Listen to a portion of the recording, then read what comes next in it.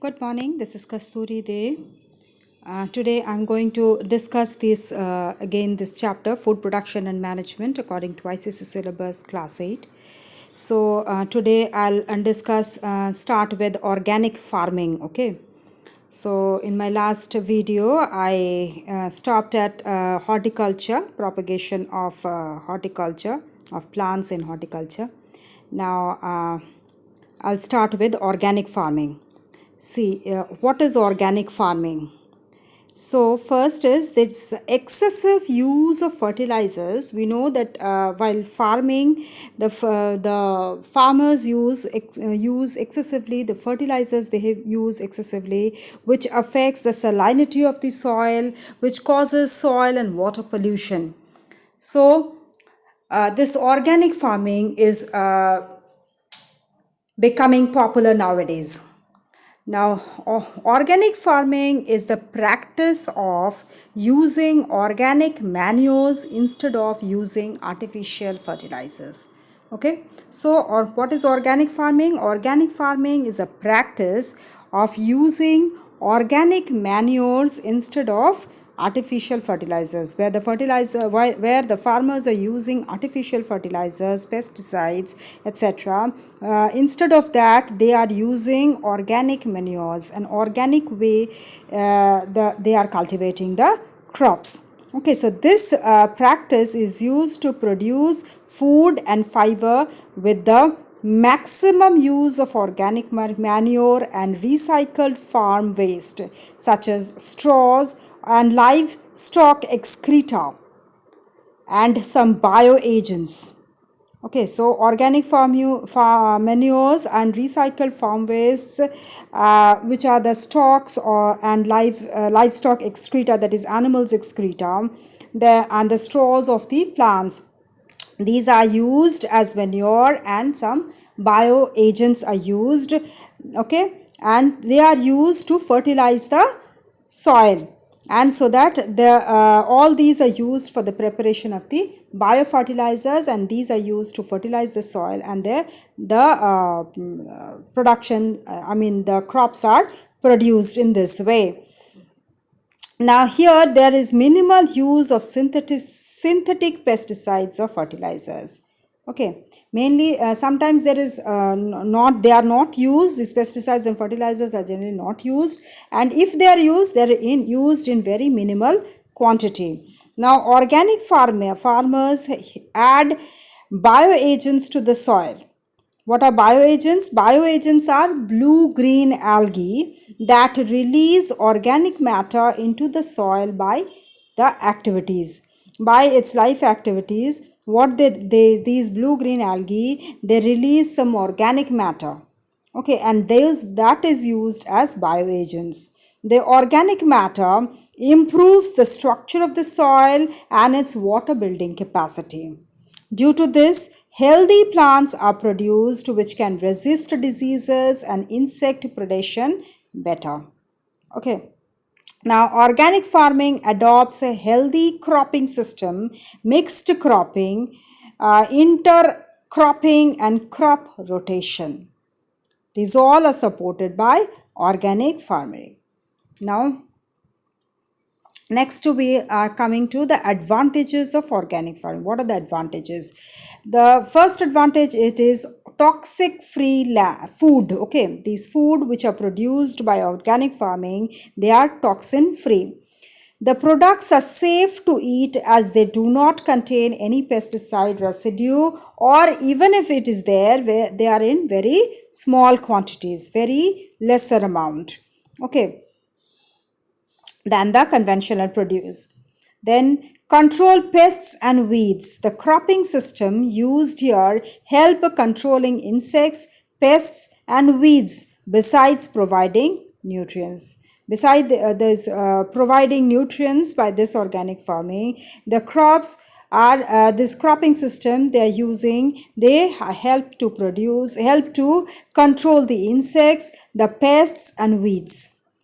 Now these organic farming, the crops are environmental friendly. This process, this organic farming, the process is environmental friendly as it do not cause air, water and soil pollution, because there are no artificial fertilizers are not used here, so they are very much environmental friendly. Then recycling of wastes helps in recycling of the waste which are produced in the farm. The straws, the animal excreta, these are the waste products, and these waste products are being recycled here, and that can be utilized, okay, in the organic farming. Now it maintains the fertility of the soil, help in maintaining the fertility of the soil and the soil structure, and also this means that due to this the soil is conserved. Okay, so fertility of the soil is maintained, the soil structure is okay, and that is why what happens, the conservation of soil takes place. Next we come to disadvantages of the organic farming. See, mainly there are three disadvantages. That is, we need a lot amount of work to be done to grow these crops. Okay, production is very expensive. Production cannot be stored for a long time because pesticides and insecticides are not used here, and if it is used and they are very in small, very less amount, so they cannot be stored in here for a long time. They are very expensive because what happens, fertilizers which are used, they are very less costly. Okay, but here organic manures, they are more costly and more work, I mean you have to do a lot of work in preparing those organic manures. Okay, and also one thing, in very small quantity of crops are produced by this type of farming. Okay, now we come to green revolution. See, what is green revolution? Green revolution refers to an increase in food production through the introduction of high yielding crop varieties. Okay, it's a revolution, it's a program by which the food production is increased by introducing high yielding crop varieties. That is the Green Revolution. Now, it is a series of research and development and technology transfer programs which took place in 1940s and 1960s. Okay, between 1940 to 1960, a program was researched and developed. Okay, and that was the Green Revolution, to increase the food production by using varieties of high yielding crops.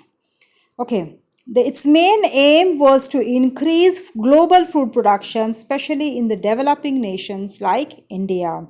It was led by American biologist Dr. Norman Borlaug. Okay, it involved the development of high yielding varieties of cereals, expanding farming areas, irrigation facilities, and using modern machines and chemical fertilizers to best agricultural produce.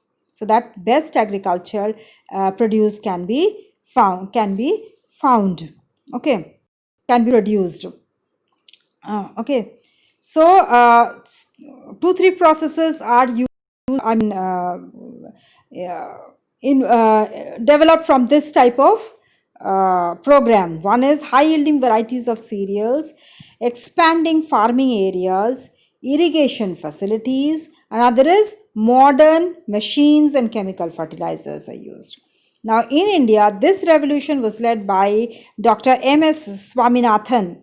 Under his guidance, high-yielding disease-resistant varieties of wheat and rice were produced. By this revolution, India transformed from a starving nation in 1967 to a food exporting nation by 1978. So India was a backward country, and they were starving. India was in a situation when the people were starving in 1967, and by introduction of this revolution, the India became a food exporting nation by 1978 by this revolution. Next, the main points which I considered in this green revolution was that use of high yielding variety of seeds that mature in a short span of life. For short span of time, the mature and they should be of high yielding variety. Then use of manure, fertilizers and chemicals in the cultivation of crops. Then multiple cropping by raising two or more crops on the same land. Then use of machines like tractors, harvesters, pump sets and so on for the farming, and improving infrastructure facilities for irrigation, harvesting, storage facilities, market facilities and electrification and so on. So this is about green revolution. Next, I'll continue with this chapter with animal husbandry and the rest of the chapter. Okay, so please go through this. If you have any doubt, please let me know. Please do write in the comment box.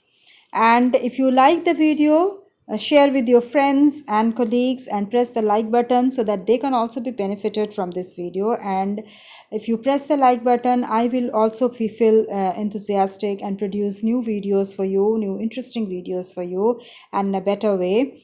Okay. And you can also give suggestions to improve my video.